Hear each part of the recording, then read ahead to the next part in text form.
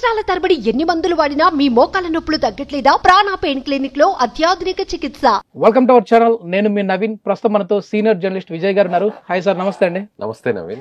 ఏం sir, AP ప్రజలకు ముఖ్యంగా వాహనదారులకు మంచి రోజులు వచ్చాయన్నట్లుగా కనపడతా ఉంది. ఎందుకంటే మంత్రిగా బీసీ జనార్దన్ రెడ్డి గారు ప్రమాణ స్వీకారం చేసిన తర్వాత మొదటి సంతకము రోడ్ల మరమ్మతుల పైన పెట్టారు.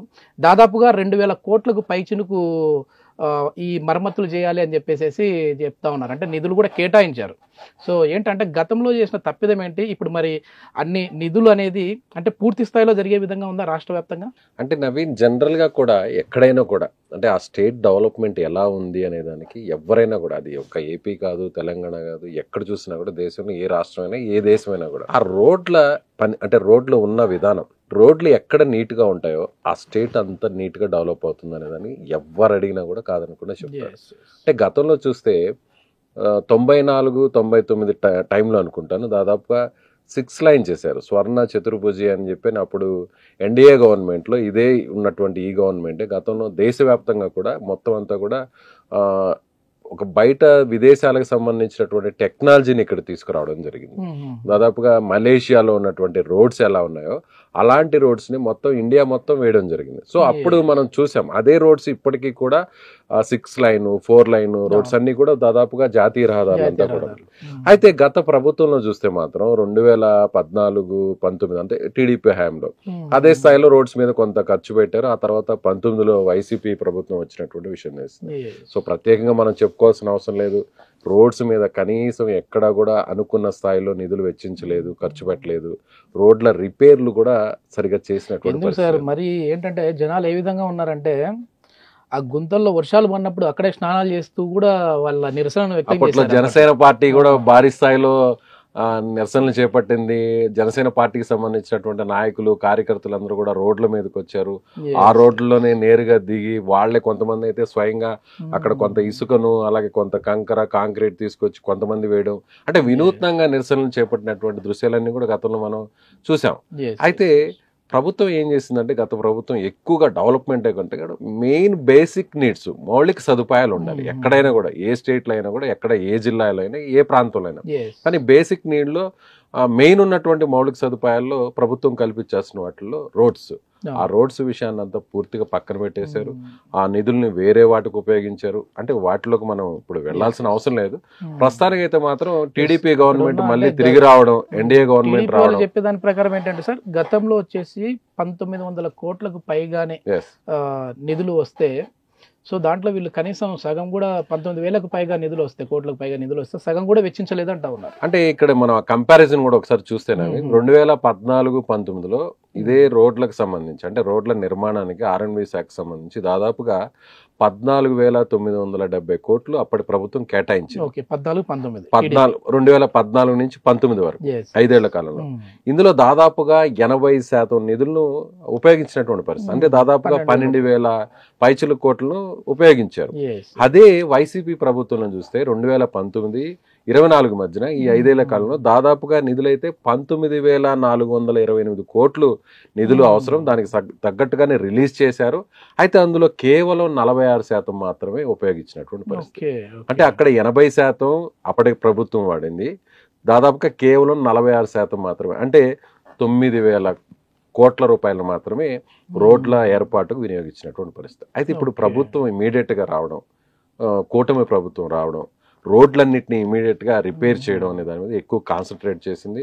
అందులో R&B మినిస్టర్ గా ఛార్జ్ తీసుకున్న వెంటనే బీసీ జనార్దన్ రెడ్డి గారు ఆయన నేరుగా ఫస్ట్ ఇమీడియట్ గా ఏదైతే 9,080 కిలోమీటర్ల రిపేర్లు, రోడ్లు రిపేర్లు చేయాల్సినటువంటి అవసరం ఉన్నట్టుగా అధికారులందరూ కూడా అంచనా ఇచ్చారు. ఆయన కర్నూలు జిల్లా, నంద్యాల జిల్లా నుంచి ఆయన మొదలు పెట్టారు.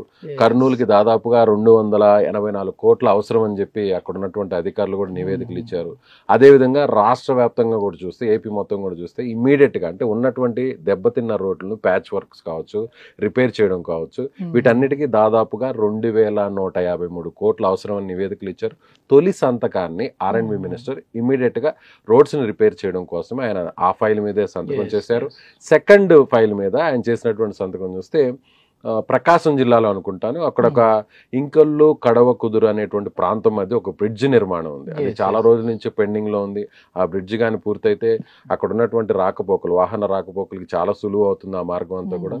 సో సెకండ్ ఫైల్ మీద ఆయన దాన్ని సంతకం చేశారు. ఒక రకంగా చెప్పాలంటే ప్రభుత్వం ఏదైనా కూడా మౌలిక సదుపాయాల మీద ప్రధానంగా దృష్టి సారిస్తే, రోడ్లు సక్రమంగా ఉంటే ఆ ప్రాంతం డెవలప్ అవుతుంది, ఆ ఏరియా డెవలప్ అవుతుంది. గ్రౌండ్ లెవెల్కి వెళ్ళినప్పుడు సార్ ప్రజలు చెప్పే మాట కూడా అదే. అంటే వాహనదారులు అంటే కేవలం అదే ఆటో డ్రైవర్లు లేదంటే బైక్ నడిపే వాళ్ళు కాదు, అందులో ప్రయాణించే ప్రయాణికులు కూడా ఉంటారు. సో ప్రజలందరూ కూడా ఇబ్బంది పడ్డారు. ట్రాన్స్పోర్టేషన్ అనేది చాలా ముఖ్యం, చాలా కీలకం.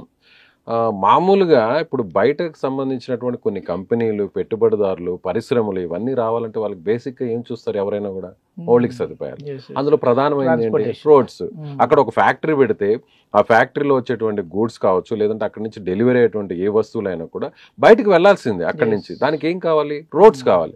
అవి సక్రమంగా లేనప్పుడు ఏ పెట్టుబడిదారుడైనా రాడు, ఏ కంపెనీ అయినా కూడా రాదు. సో అందుకే నాకు తెలిసి ఇప్పుడు కూటమి ప్రభుత్వం ప్రధానంగా ఫస్ట్ ఇమీడియట్ గా రోడ్స్ మీద కాన్సన్ట్రేషన్ చేసి, ఏదైతే గతంలో మైనస్ గా జరిగిందో అది ప్లస్ గా చేయాలని చూస్తా ఉందా ఈ ప్రభుత్వం? ఖచ్చితంగా. అంటే ఇప్పటికిప్పుడు కొత్త రోడ్లు వేయకపోయినా కూడా ఇప్పుడున్నటువంటి ఖజానా లోటుని బట్టి చూస్తే మనకి బడ్జెట్ కూడా అనుకున్న స్థాయిలో లేదు, నిధులు కూడా లేనటువంటి పరిస్థితి. ఇప్పుడున్నటువంటి పరిస్థితుల్లో దెబ్బతిన్న రోడ్లని మరమ్మతులు చేయడానికి ప్రధానంగా కూటమి ప్రభుత్వం దృష్టి సారించింది. అందులో భాగంగా R&B మినిస్టర్ ఆయన ఫస్ట్ ఇమీడియట్ గా ఛార్జ్ తీసుకున్న వెంటనే ఈ రిపేర్స్ కి అవసరమైనటువంటి ఫండ్స్ ను కూడా రిలీజ్ చేశారు.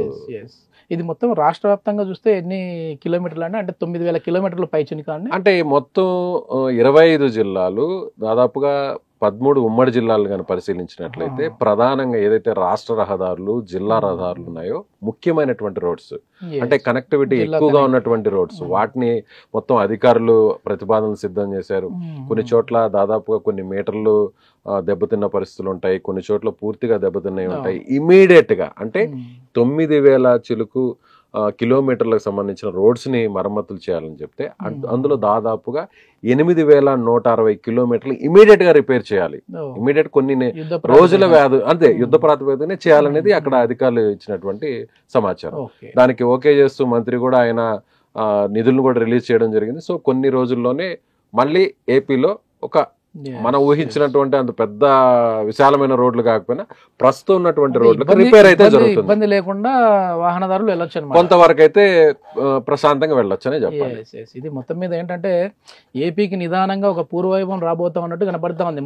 మొన్న చూస్తే మనం చంద్రబాబు నాయుడు గారు అమరావతికి సంబంధించి రాజధాని ఒకటే ఉండబోతా ఉంది. ఇక్కడ అక్కడ వెలుగులు కూడా ఎట్లా మనం చూసాం. గతంలో బోసిపోయిన అమరావతి ఇప్పుడు ఒక రేంజ్ లో కనపడతా ఉంది అప్పుడే.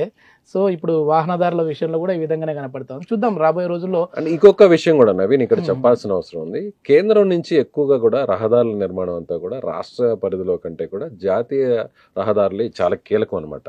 అంటే రాష్ట్రాలని కలిపేటువంటి మెయిన్ ప్రధాన నగరాలు, ఇప్పుడు తెలంగాణలో ఉన్నటువంటి హైదరాబాద్ కావచ్చు, అలాగే మన ఏపీలో ఉన్నటువంటి విజయవాడ కావచ్చు, ఈ 2 నగరాలను కలపడానికి ప్రధాన రహదారి ఎప్పటి నుంచి కూడా పెండింగ్ లో ఉంది.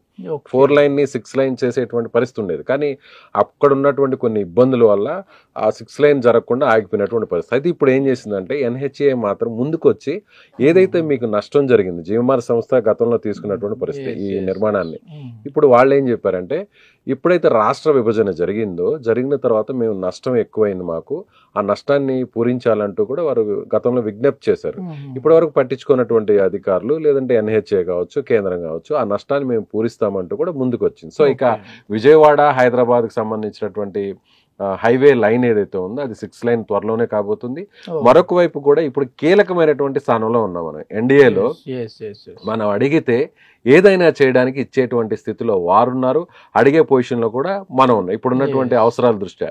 సో ఖచ్చితంగా ప్రమాణ స్వీకారానికి కూడా ఆ రోజు కూటమి ప్రమాణ స్వీకారానికి సీఎం చంద్రబాబు గారు కావచ్చు, పవన్ కళ్యాణ్, అలాగే మంత్రులు వీరందరూ కూడా ప్రమాణ స్వీకారానికి స్వయంగా మోడీతో పాటుగా నితిన్ గడ్కరీ గారు కూడా వచ్చారు. సో ఆయనే R&Bకి సంబంధించినటువంటి యూనియన్ మినిస్టర్. ఖచ్చితంగా మనం ఎక్స్పెక్ట్ చేసినటువంటి స్థాయిలో, ఖచ్చితంగా మనం అడిగినటువంటి స్థాయిలో ఖచ్చితంగా మనకైతే కొత్త రహదారులు అయితే మాత్రం మంజూరవుతాయి. ఉన్న రహదారులు కూడా ఎక్స్పాన్షన్ అయ్యేటువంటి అవకాశం ఖచ్చితంగా ఉంది. చూద్దాం సార్, ఎందుకంటే ఏపీ అనేది మరింత అభివృద్ధి దిశగా వెళ్ళాలని చెప్పేసి మనస్ఫూర్తిగా కోరుకుందాం. థ్యాంక్ యూ అండి. రైట్. సుమన్ టీవీలో మీ పర్సనల్ అండ్ బిజినెస్ ప్రమోషన్స్ కోసం కింది నెంబర్ కి కాంటాక్ట్ చేయండి.